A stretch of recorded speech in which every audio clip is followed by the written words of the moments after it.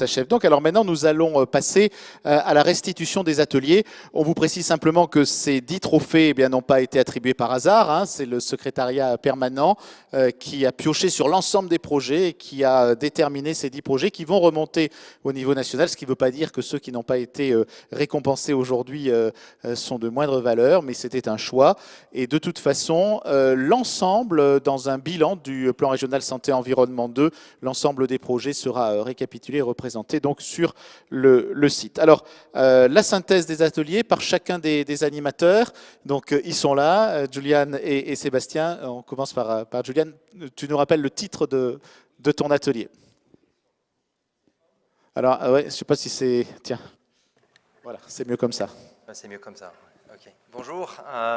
Donc notre atelier, c'était quelle animation pour le PRSE et surtout le PRSE 3. Donc on a revu un peu les constats, les solutions du PRSE 2 et on a travaillé sur l'avenir, bien sûr, les 4-5 ans à venir et quelles animations et pourquoi et comment et avec quels résultats en tête. Donc les constats, les intérêts pour le PRSE lui-même, à animer un réseau d'acteurs, d'abord c'est de s'ancrer dans la réalité, donc de comprendre, d'identifier les vrais besoins sur le terrain.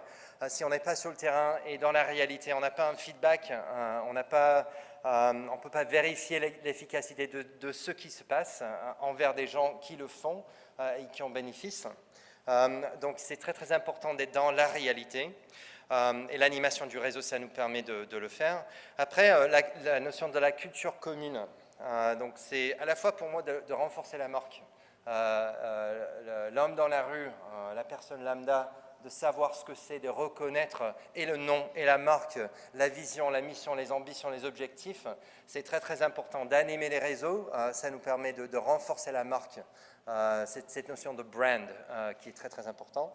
Et après les synergies bien sûr, donc l'idée qu'ensemble on sera plus efficace que seul et d'animer ces réseaux, ça nous met ensemble et ça nous permet 1 plus 1 égale 4, hein, c'est le principe, mais après c'est cette idée de démultiplication de l'action, décloisonnement et le fait de faire partie de quelque chose qui est plus grand que nous.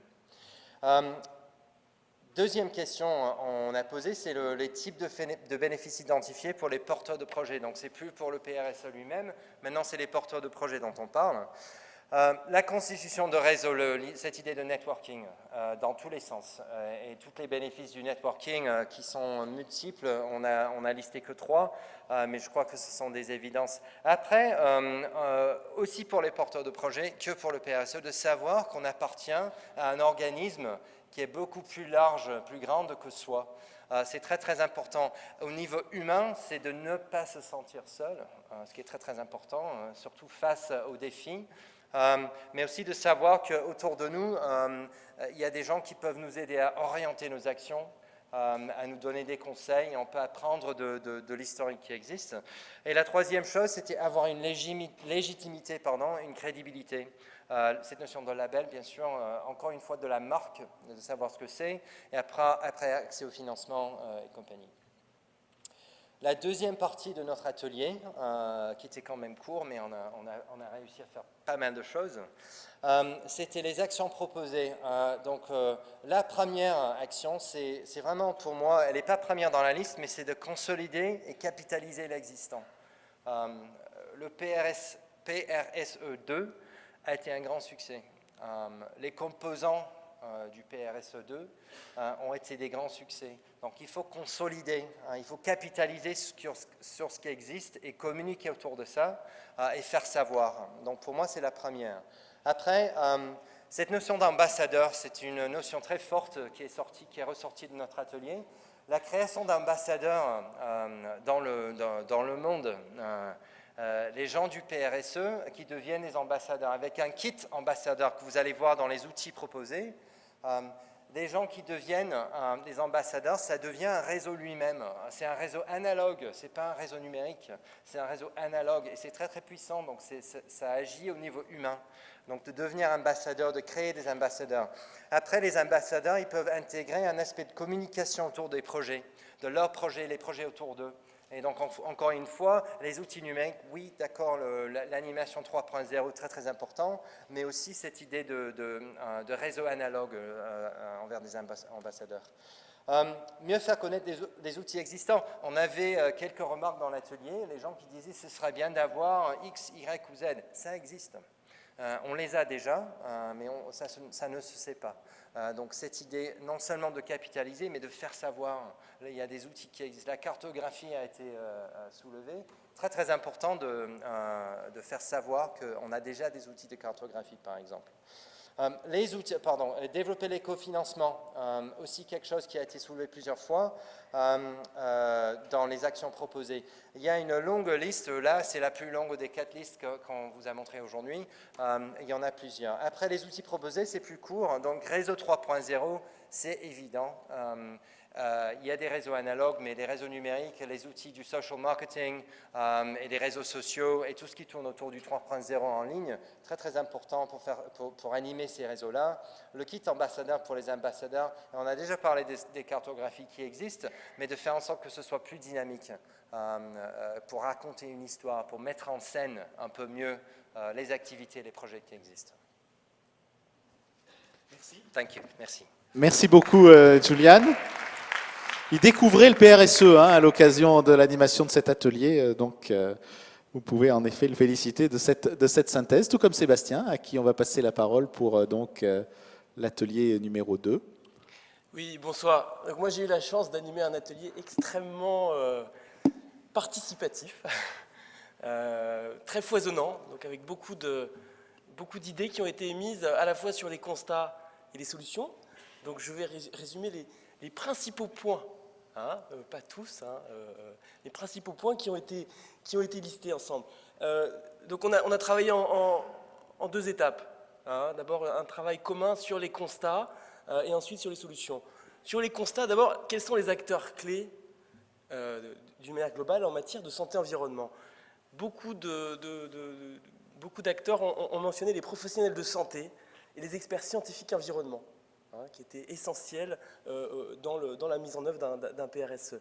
Les élus à différents niveaux, là on parlait beaucoup des collectivités locales, et au sein des collectivités locales, non seulement les maires, mais également les services techniques, qui devaient être plus, qui sont eux, permettent de faire passer le courant, de mettre en œuvre les projets PRSE.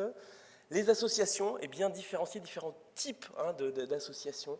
Les acteurs de l'éducation, formation, les entreprises. On a beaucoup parlé des entreprises dans le domaine de l'agriculture, mais pas seulement. Et les acteurs du cadre, les acteurs de l'urbanisme, de l'habitat.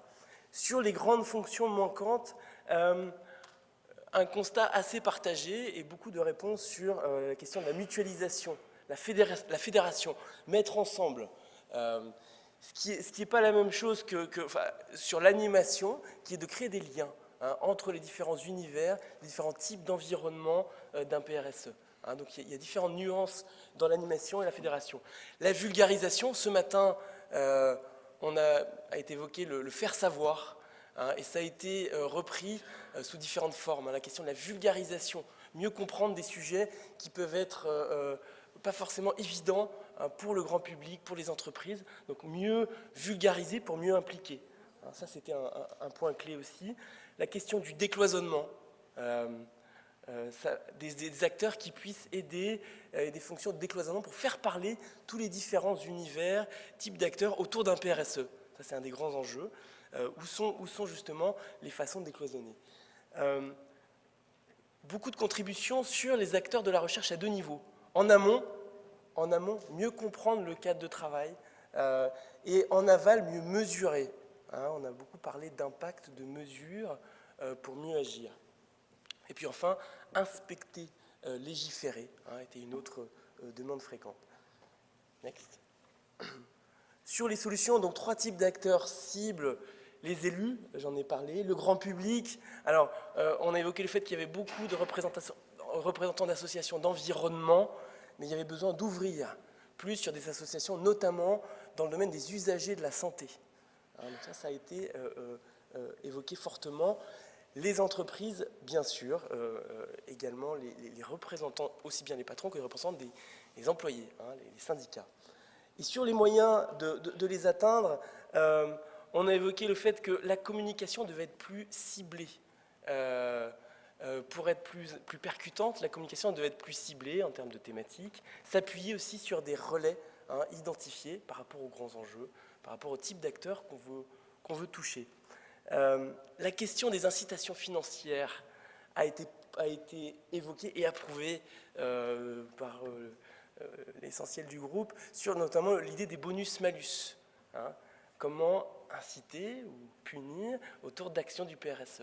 Hein, donc comment faire jouer l'incitation financière pour mobiliser les acteurs. Et enfin, sur la démarche participative, il y a eu plusieurs contributions pour appeler à faire évoluer la notion d'appel à projet. Plus aller vers des appels à initiative, plus faire ressortir les avis du terrain. Hein, selon certains, les appels à projet venaient encore trop d'en haut. Donc comment réfléchir pour plus impliquer les acteurs de terrain et notamment le milieu de la jeunesse, hein, tous les acteurs de la jeunesse. Voilà, merci. Merci beaucoup Sébastien. Alors je vais prendre le relais pour l'atelier numéro 3. En vous précisant avant, parce que sinon je vais oublier, je ne sais pas si elle est encore parmi nous, Madame Marano, un livre qu'elle a coécrit et sorti, ça s'appelle Toxique, santé et environnement, de l'alerte à la décision. Donc on vous permet, voilà, Madame Marano est encore avec nous. Donc si vous avez des bonnes lectures peut-être ce week-end, hein, vous voyez, Toxique, point d'interrogation.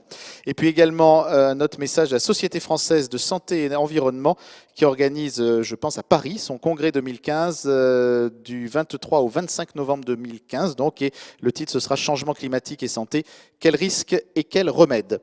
Donc, l'atelier numéro 3, il avait pour titre « Comment déterminer les priorités du PRSE 3 », sachant qu'on a déjà posé un premier problème, c'est de savoir s'il fallait déterminer des priorités ou non. On a passé une bonne partie de l'atelier à parler de ça.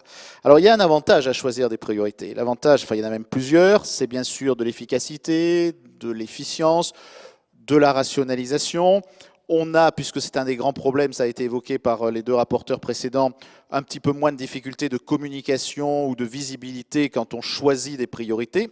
Quoique, si on fait le bilan du PRSE 2, on ne peut pas dire que c'est dans le domaine de la communication, notamment vers l'extérieur, qu'on ait été les meilleurs. Donc, il y a à la fois ce constat que si on choisit des priorités, on doit être meilleur en communication, mais que évidemment, il faudra réellement le faire, puisque c'était un des points qui avait été un peu indigent dans le PRSE 2. Et puis, c'est une notion de responsabilité, puisque qui dit choix des priorités, eh bien, signifie forcément, en contraste, d'exclure un certain nombre de points. Et donc, ne serait-ce que cette notion de choix, elle porte son poids de responsabilité. Alors le risque de choisir des priorités, à l'inverse, c'est de minimiser les sujets émergents.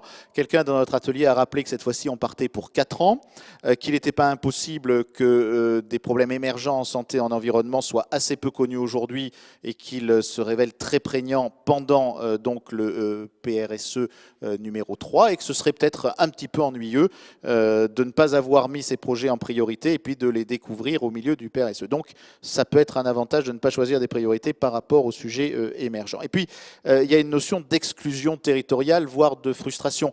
Certains nous ont rappelé que des associations, notamment, ont pu se sentir parfois exclues du PRSE version 2. Donc, il ne faudrait pas renouveler cela.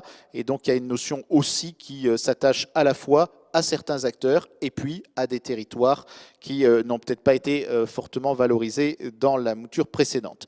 Et puis le risque de choisir des priorités, c'est de s'attacher seulement à des résultats et de ne pas avoir une approche globale. Tout ça nous a amené dans les critères à prendre en compte dans le choix des priorités à dire qu'il fallait avant tout avoir une approche territoriale, ce qui est un vaste débat parce qu'il va falloir qu'on se mette d'accord sur la notion de territoire. Ce ne sont peut-être pas des territoires qui existent aujourd'hui au sens administratif du terme, voire qui existeront, mais c'est peut-être plus des territoires qui se qualifient par leurs caractéristiques en matière d'inégalité environnementale, voire même si là on est plutôt dans le curatif que dans le préventif, en fonction d'un certain nombre de points noirs en santé et environnement qu'on peut noter sur certains territoires particuliers.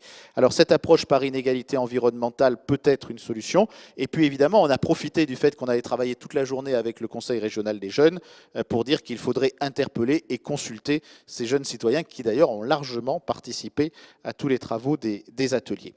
Deuxième diapositive pour vous montrer, à partir du moment où on n'a pas encore le choix entre priorité ou non, quels seraient nos scénarios, quels seraient les scénarios de l'atelier concernant la détermination de la stratégie de ce plan régional santé-environnement numéro 3. L'idée, c'est donc qu'il y a une approche territoriale avec une entrée territoriale, un appel à projet territorial, une définition du territoire, j'en ai parlé, j'y reviens pas, mais il faudrait, et c'est notamment une idée très défendue par notre présidente de séance Pierre Plaincourt, avoir une approche croisée avec à la fois des projets qui peuvent remonter du territoire et qui seraient alors là des projets peut-être plus globaux, et puis quand même une notion qui est longuement apparue dans nos travaux, qu'on n'avait peut-être pas été assez directif, qu'on n'avait peut-être pas été assez incitatif, qu'on n'avait peut-être pas assez orienté, et que donc ce serait bon d'avoir des appels à projets qui prennent en compte les spécificités locales, donc sur lesquelles on va évidemment voir le territoire, mais avec une approche un petit peu plus orientée.